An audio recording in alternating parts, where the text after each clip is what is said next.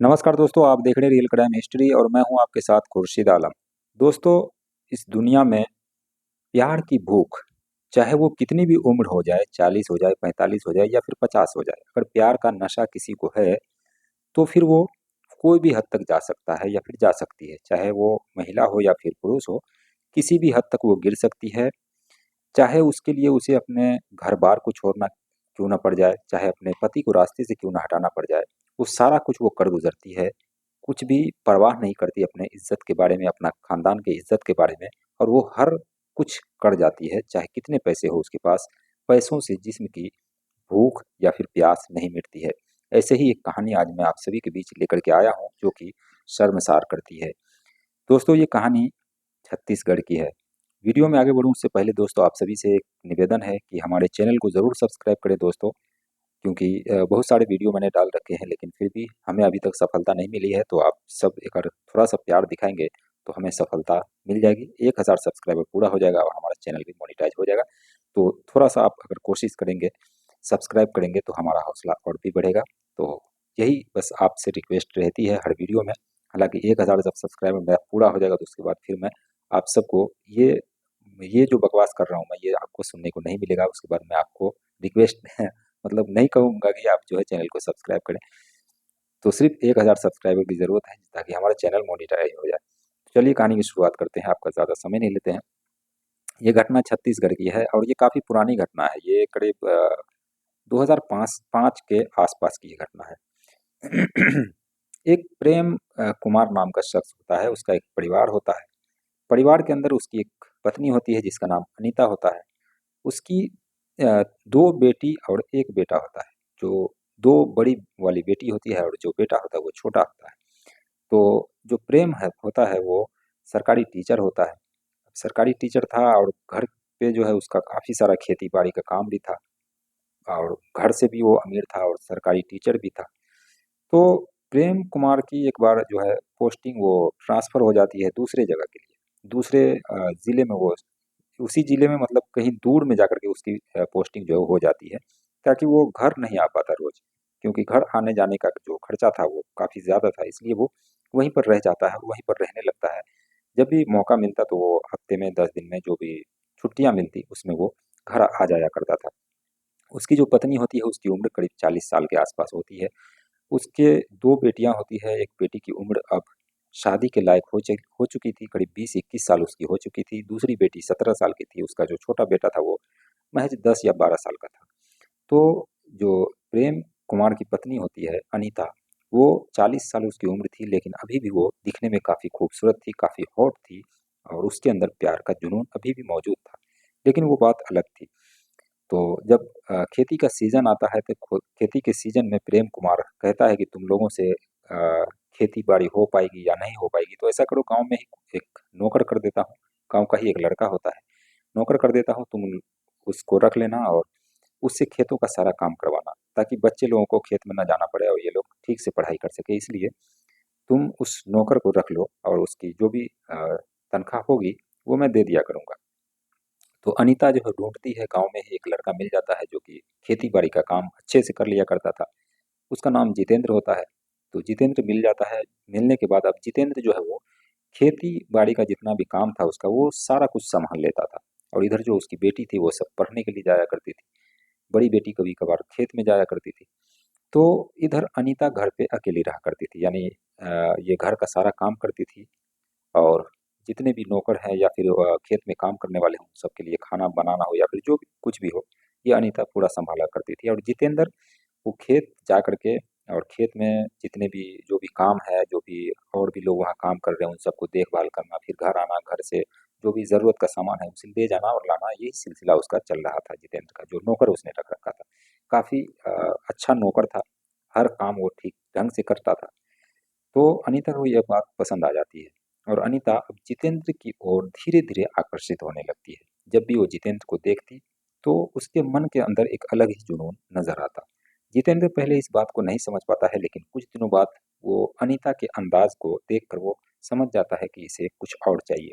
क्योंकि जितेंद्र करीब 22-23 साल का एक नौजवान लड़का होता है, हट्टा-कट्टा और खेती-बाड़ी में काफ़ी वो बहुत ही अच्छे से तरीके से काम कर रहा था। तो अनीता को ये बात तो पसंद थी ही, लेकिन साथ में उसकी जवान बदन जो है वो भी उसको पसंद थी, और एक जवान मर्द की उसको तलाश थी, क्योंकि उसके जो पति होते हैं प्रेम कुमार, वो महीने में 2-3 बार जो है वो सिर्फ घर आया करता था। तो उससे अनीता का जो जिस ख्वाहिश थी वो पूरी नहीं हो पा रही थी। धीरे धीरे अब जितेंद्र की ओर ये अनीता जो है वो आकर्षित हो जाती है, और एक दिन जितेंद्र को अपनी बाहों में जकड़ लेती है और कहती है कि मेरे साथ ऐसा करो। लेकिन जितेंद्र, क्योंकि वफादार नौकर था, लेकिन इसके बावजूद वो नहीं करना चाहता था, लेकिन फिर भी मजबूर होता है और सोचता है कि चलो कम से कम काम करने के पैसे तो मिल ही रहे हैं, साथ में मालकिनी के साथ उसको संबंध बनाने का मौका मिल रहा है। ये कहीं न कहीं उसको बहुत ही अच्छा लगता है, बहुत ही मज़ा देता है। फिर वो जितेंद्र तैयार होता है अपनी मालकिनी का वो एक कमरे में ले जा करके उसके सारे कपड़े उतार करके उसके साथ उसकी चीखें निकालता है, यानी कि उसके साथ संबंध बनाता है, जिस पर अनीता जो है वो भरपूर मजा ले रही थी और भरपूर अपने नौकर जितेंद्र का साथ दे रही थी, जिससे जितेंद्र को भी आनंद मिल रहा था, अनीता को तो मिल ही रहा था। और वो भरपूर मजे लेने के बाद कई बार ये लोग संबंध बनाते हैं, फिर जो जितेंद्र है वो चला जाता है खेत पर काम करने के लिए। अब ये सिलसिला जब शुरू हुआ तो फिर ये खत्म होने का नाम नहीं लेता है। लगातार आए दिन जितेंद्र जो है वो अनीता के साथ संबंध बनाया करता था। कई बार ऐसा होता था कि जितेंद्र रात को जब, क्योंकि घर में खाना-पीना सब वहीं पे खाया करता था, तो जितेंद्र कई बार रात को यहाँ पर सो भी जाता था, और सोने के बाद जो उसकी बड़ी बेटी थी और जो 2 बेटी थी, 1 लड़का था, वो सब सो जाने के बाद अब जितेंद्र अनीता के कमरे में भी जाकर उसके साथ संबंध बनाया करता था, जिससे कमरे के अंदर से अजीब-अजीब आवाज़ें आती। तो एक दिन ये जो बड़ी वाली बेटी है वो इस आवाज़ को सुनकर बाहर निकलती है और देखती है कि उसके जो माँ है अनीता, उसके कमरे की लाइट जल रही है। लाइट जलने के बाद वो एक खिड़की से अंदर की तरफ झाँकती है, झाँकने के बाद देखती है कि उसकी माँ जो है वो बिल्कुल नग्न अवस्था में है, और उसका जो नौकर है जितेंद्र, वो उसके साथ संबंध बना रहा है। ये देखने के बाद उसकी जो बड़ी वाली बेटी है उसके पैरों तले से ज़मीन खिसक जाती है। अभी इस बात का वो इंतज़ार में रहती है कि कब दरवाज़ा खुले और अपनी माँ को ये सारी बात जो है बताए। फिर दरवाज़ा खुलता है, दरवाज़ा खुलने के बाद जितेंद्र जो है अपने कमरे में चला जाता है, और इधर अनीता अब अपने कपड़े वगैरह सँभालती है, जिसके बाद ये जो लड़की है वो छुपी हुई थी और आती है अपनी माँ को कहती है कि तुम ये क्या कर रही थी नौकर के साथ? जिस पर अनीता, जो उसकी माँ है, वो थोड़ी देर के लिए एक तरीके से सकदम हो जाती है, और वो बोलने की स्थिति में नहीं होती है, फिर भी वो कहती है कि तुम क्या कर रही हो यहाँ? जाओ अपने कमरे में सो जाओ, इतनी रात हो गई है। जिस पर वो जो बेटी होती है वो कहती है, मैंने मैंने तुम्हारा सारा हरकत देख लिया है, तुमने जो कुछ भी नौकर के साथ किया है, मैं ये बात पापा को बताऊंगी। जिस पर अनीता अपनी बड़ी वाली बेटी को काफी ज्यादा डांटती है, फटकारती है और कहती है ये बात किसी को नहीं बताना, वरना घर की स्थिति काफी खराब हो जाएगी। अब वो लड़की ये इस बात को मन में दबा लेती है और सोचती है कि बताना चाहिए या फिर नहीं बताना चाहिए, क्योंकि पूरा घर बर्बाद हो जाएगा, और उस लड़की की भी शादी होने वाली थी, तो शादी पर भी असर पड़ता। तो वो जो लड़की होती है वो इस सारी बातों को एक लेटर में लिख करके वो छुपा करके रख लेती है अपने पास, और वो सोचती है कि जब भी पिता आएंगे तो उनको चुपके से ये बताऊंगी, और बताने के बाद जो भी एक्शन होगा होगा, नहीं होगा नहीं होगा, तो कम से कम पिता को जानकारी तो होगी। तो वो लिख करके रख लेती है। अब इतने में ही जो प्रेम होते हैं वो लड़का ढूंढते रहते हैं अपनी बेटी के लिए, और रिश्ता मिल भी जाता है। रिश्ता मिलने के बाद जो वो लड़की होती है बड़ी वाली, उसकी शादी हो जाती है। अब शादी होने के बाद ये जो घर के अंदर अनीता बची और उसकी एक बेटी जो कि 17 साल की थी, और उसका एक बेटा जो कि 10 साल का था। अब इन लोगों को और भी ज़्यादा आज़ादी मिल गई, क्योंकि वो बच्चे जो है जब सवेरे सो जाते थे, और अनीता अपने जितेंद्र के साथ, अपने प्रेमी के साथ पूरी रात संबंध बनाया करती थी। पूरी रात उस कमरे से चीखें निकल रही थी, चिस्कारियों की आवाज़ निकल रही थी। और ये बात गांव वालों को धीरे धीरे पता लगती है कि जितेंद्र जो है, जो कि गांव का ही लड़का है और उसके यहाँ काम करता है, लेकिन कभी कभार वो रात में उसके घर ही रह जाता है और रात में वो आता भी नहीं। तो इस पर लोग जो है नज़र रखने लगते हैं, लोगों को ये धीरे-धीरे बात पता लगती है कि जितेंद्र कहीं न कहीं अनीता के साथ उसका संबंध है। इस पर प्रेम जब भी घर आता, यानी अनीता का पति जो टीचर होता है, वो जब भी घर आता तो गाँव वाले कुछ लोग उसको कहते कि तुम जितेंद्र पर नज़र रखो, मुझे लग रहा है कि जितेंद्र का अनीता के साथ चक्कर है। तो पति जो है वो अनीता से पूछताछ करता है और कहता है कि तुम्हारे साथ जो है नौकर काफ़ी ज़्यादा वक़्त बिताता है, कोई गलत हरकत तो नहीं करती हो? तो अनीता अपने पति को फटकारते हुए कहती है कि ऐसा तुम सोच कैसे सकते हो कि मैं नौकर के साथ ऐसा करूँगी? लेकिन पीठ पीछे वो जितेंद्र से भरपूर मज़ा ले रही थी। एक दिन का वक़्त होता है, प्रेम कुमार बार-बार अब जो है अनीता के साथ ही रहने लगता है ज़्यादातर, और जितेंद्र को जितेंद्र से दूरियां बनती चली जाती है अनीता की, जिस पर अब अनीता को ये बर्दाश्त नहीं हो रहा था। उसका जो पति है वो सहन नहीं हो पा रहा था अनीता को। अब जितेंद्र से मिल करके अपने पति को रास्ते से हटाने की वो बात करती है। जितेंद्र भी तैयार हो जाता है।